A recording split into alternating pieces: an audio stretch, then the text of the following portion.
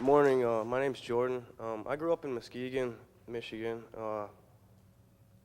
My mom was Catholic, so I knew a lot about the gospel when I was growing up, and I wore a cross around my neck, but I didn't know the significance of it. I didn't know what it meant to me and what it had really done for me.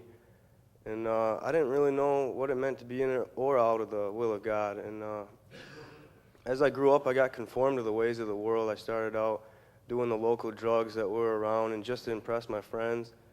And that slowly that led to becoming in bondage to whatever it was at the time. And then eventually by the age of 22, I became a heroin addict, and it totally consumed my life.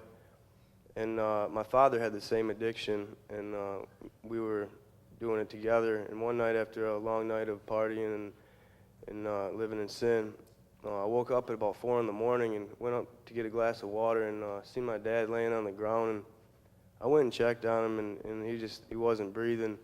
And then I realized that he had died from it. And you would think that something like that would make somebody never want to touch it again. But in my case, it made me way worse, and I just spiraled out of control.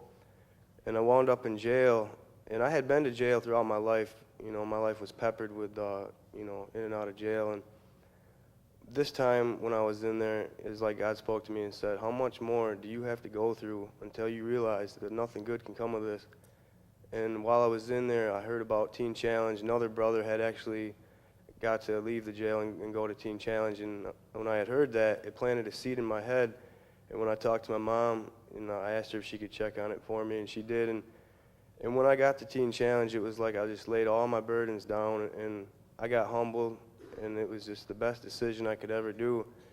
And I learned so much, and I'm so thankful that the Lord has given me the ability to learn more about Him, because that's what I was meant to do, is to learn about Him. And I'm so grateful for all these brothers. I got brothers here that would do anything for me, and I would do anything for them. And it's not because we share the same addiction anymore. It's because we both love the same Heavenly Father.